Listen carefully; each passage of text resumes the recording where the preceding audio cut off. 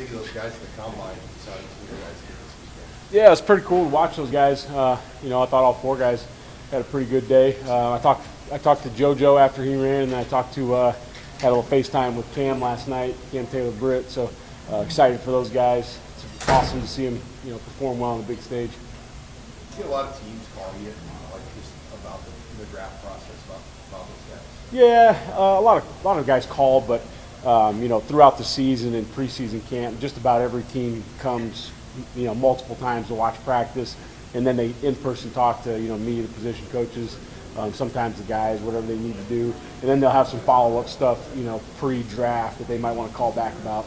Hey, a week into practice, Chinch, what was your objective during that period, and did you feel like you accomplished it? For the first week? Yeah. Our first week was, you know, to get a big chunk of base install in, and then today we had a little third down period, so we had to get some of the just basic third down, you know, mechanisms in. So I think, you know, moving through that first week was teaching the new guys the system, getting a big chunk of install in. I know there's a big chunk. We threw it at them pretty heavy. For some of the guys, it's no big deal. It's old hat, but for a lot of these new guys, they're swimming a little bit in that thing. So we want to get everything in, and then we'll dial it back and detail everything. What's the biggest thing you have to do to get everybody on the same page? You know, I think number one is just the communication. You know, and some of these new guys, the way that we practice, things are moving pretty fast and furious. It's, you know, do I get lined up, and then can I communicate with whoever I need, whether it's linebackers to D-line, whether it's safety to safety, safety to corner, safety to outside linebacker, whatever the case may be. It's just getting your feet set in the ground, getting your eyes where you're supposed to be, and then being able to verbalize what your job is. How do you feel guys are assimilating all this information? You said big information dump.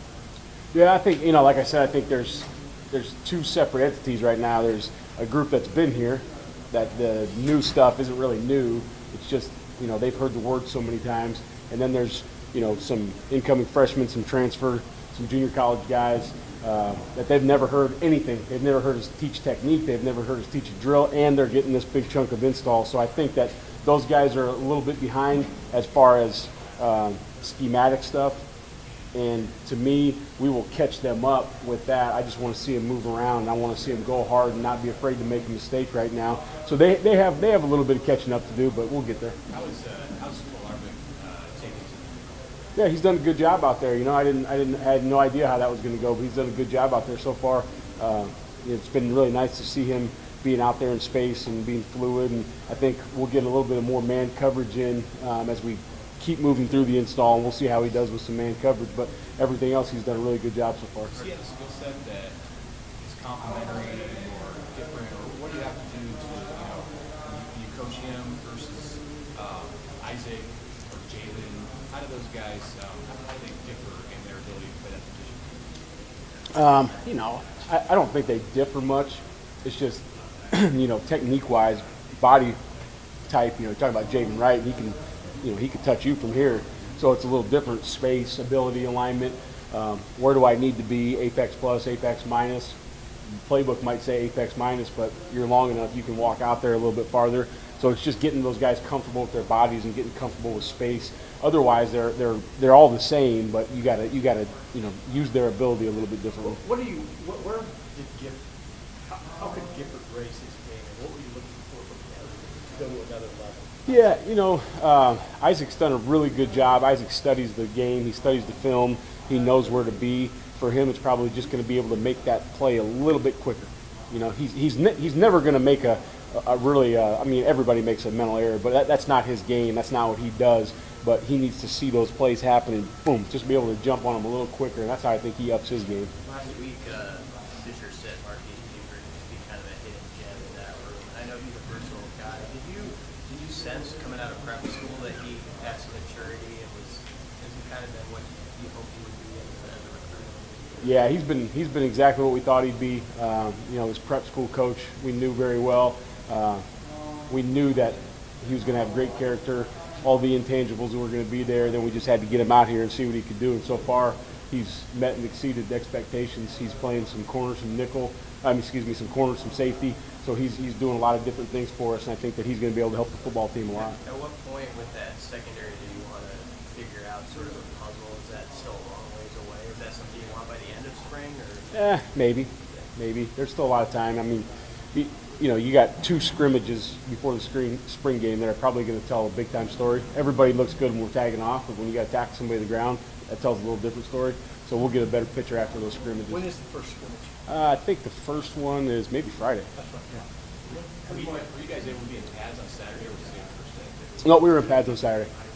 So with those young defensive linemen, I know Dawson talked last week about how those guys can't be young anymore. Talking about the redshirt freshmen, Newsome.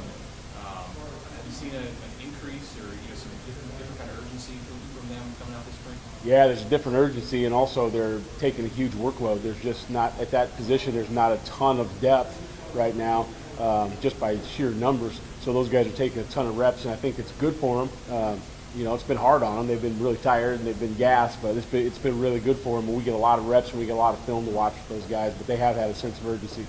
With Marquise, is there a timeline that you want to have kind of decided where you want to put him, or is that going?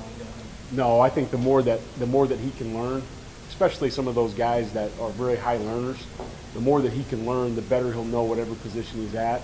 And like Coach Fish, we were talking, and it doesn't make sense to not have him cross-train when he already is doing a really good job at it. That way, if somebody goes down, he can move over. We can slide the next best guy in. We don't have to say, well, the next best guy is the corner, but it's really the 5th guy should be the safety. We can move him around and kind of make that thing work. You say high learning, what does that mean? What's that? You say high learning, what does that mean? Yeah, just he's got a high level of learning. Some of these guys, there's all different kinds of learners. There's different guys learn differently. Some learn off the film, some learn off the walkthrough, some learn on the playbook.